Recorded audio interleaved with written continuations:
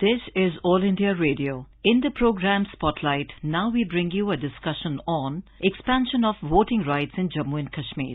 The participants are Akshay Raut, former Director General Election Commission of India, and Neelabh Srivastav, journalist.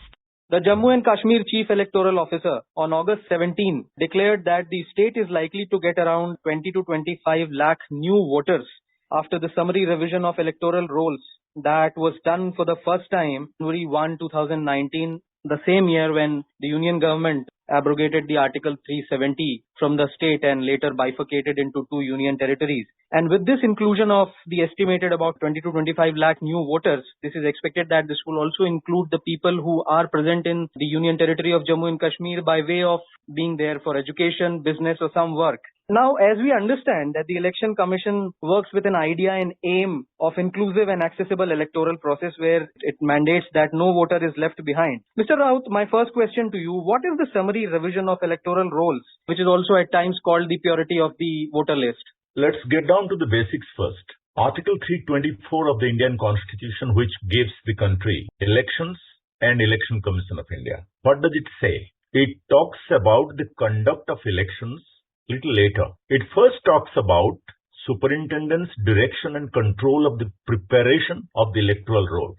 And that's precisely what's happening in Jammu and Kashmir today. The preparatory activity for the special summary revision, which will make sure that a pure electoral roll is in place for any possible election later on. That's happening. And let's not give too much of importance to this 20-25 lakhs of voters who are going to be enrolled. That's perhaps an estimate that could be premised upon the census data because there is a particular way in which the new population grows. And mind you, particularly the electoral roll revision has not taken place after 2019 at all. The last electoral roll revision was with reference to 1/1/2019. But the fact is that there is a 3-year clear gap within which it's quite possible there is a lot of people who become eligible to be enrolled in the electoral roll. And most of them will be new voters who become age 18 and above. And they have the right to franchise.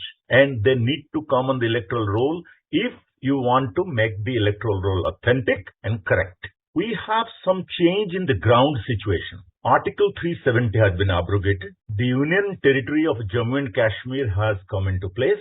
There is a delimitation that has taken place which has added some more assembly constituencies. And most importantly, if you recall, and let's tell our listeners that there has been a major change in the RP Act through the legislative process. What's that? That is, there have been now 4 dates on which voters could register them for the first time in the electoral roll. Earlier, it was only 1st of January of each year. Now it is 4 times.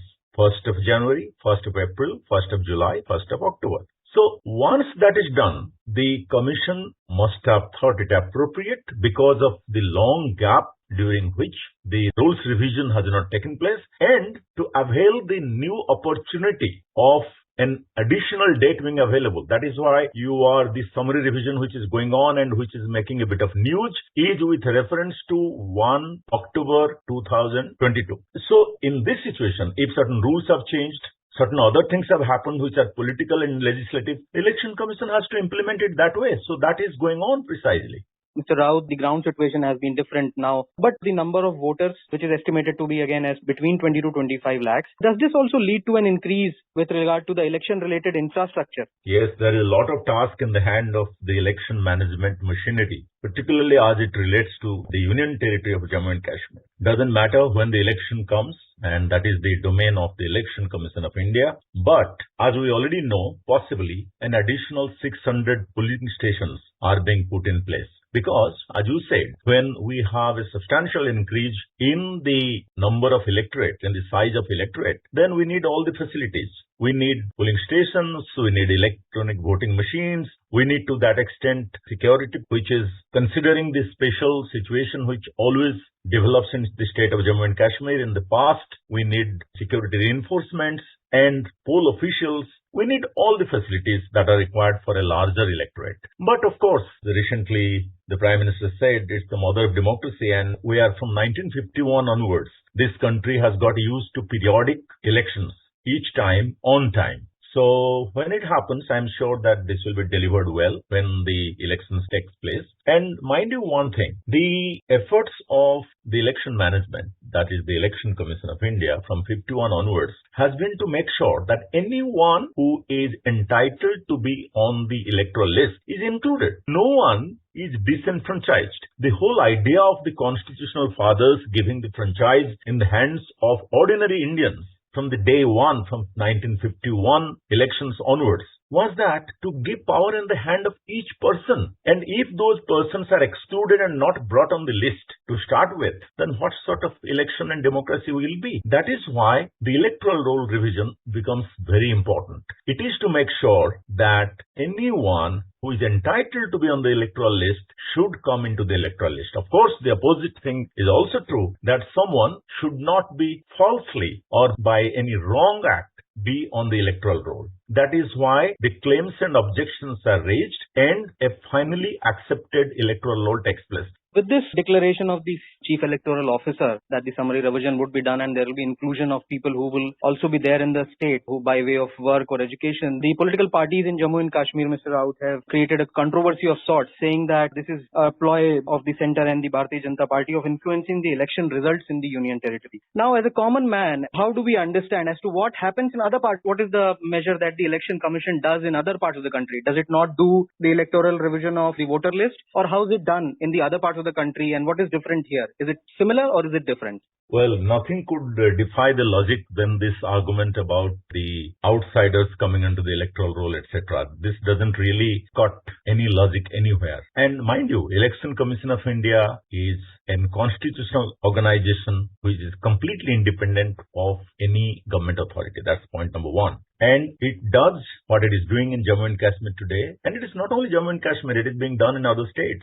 And it will be done continuously in other states also, in remaining states. And this is a routine function in a way. And what happened in the abrogation of Article 370, or what happened in the creation of Union Territory of Jammu and Kashmir, or what happened in the Delimitation Commission results, those have political and legislative processes involved. But today, what is happening through the Election Commission, it is nothing but what is under law and what is under the implementation of the law of the land and the law of the elections under RP Act and under the overall umbrella that is provided by Article 324 of the Indian Constitution. So, the simple thing, anyone who is ordinarily resident, and mind you, it's not someone who is of a particular state or a particular linguistic or ethnic origin who have been given the right to vote. The Indian Constitution gives the right to vote to every Indian. It is Indian. So any Indian who is an ordinary resident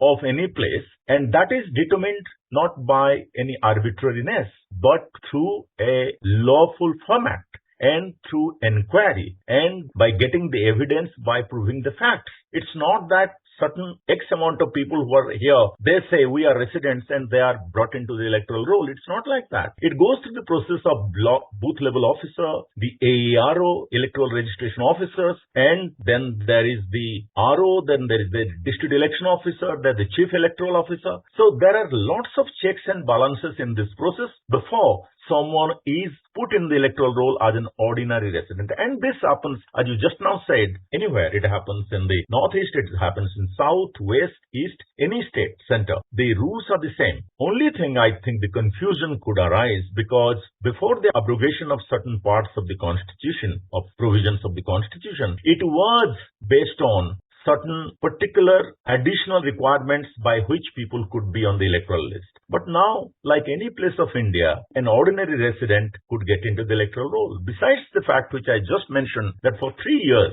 there has not been any revision, so it's likely that a lot of the local youth could now be above the age of 18 and they have a right to come into the voter list. What finally happens is the number of the electoral roll electorate, that is immaterial. That's a matter of just aggregates. That doesn't have any political implications. It has political implications maybe for a political party. But look at the perspective of election management or the franchise of the people or the ordinary people who have a right to vote and right to be on the electoral roll. I think it's all by the rule of the game. Mr. Rao, also, when it comes to the final publication of the list, we have seen the situation in Jammu and Kashmir is largely seen through the prism of the security because of the violence, especially in the Kashmir Valley region. Number of people who have migrated out from the Union territory because of this condition, and also the Kashmiri Pandits who have left the erstwhile state. Now, do they have an opportunity to also get enrolled? Does this summary revision also give an opportunity to all those people who belong to the state that get registered themselves, and before the final draft is published, there can be cases of additions or deletions for someone who's not added and someone who's wrongly added?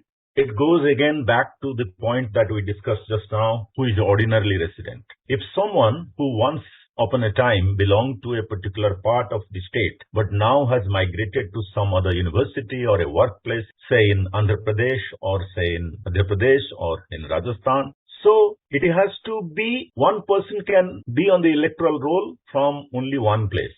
One cannot be a part of the polling station from two places.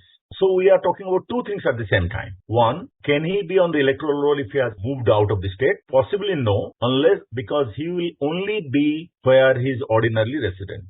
That's one. But if you are talking about voting, I think Election Commission is making arrangement so that people who are displaced, who have moved out under duress or in certain situations of life, and it applies to all. It doesn't apply to only migrants, people who have been forced to move out, people who are on tough jobs like security forces, people who are on government jobs. So there is a special arrangement for them to vote in a particular manner. So those very special arrangements, they are all on place. But again, the registration of a particular voter in a particular polling station, particular constituency, particular state depends on whether he or she is ordinarily resident of that place or not.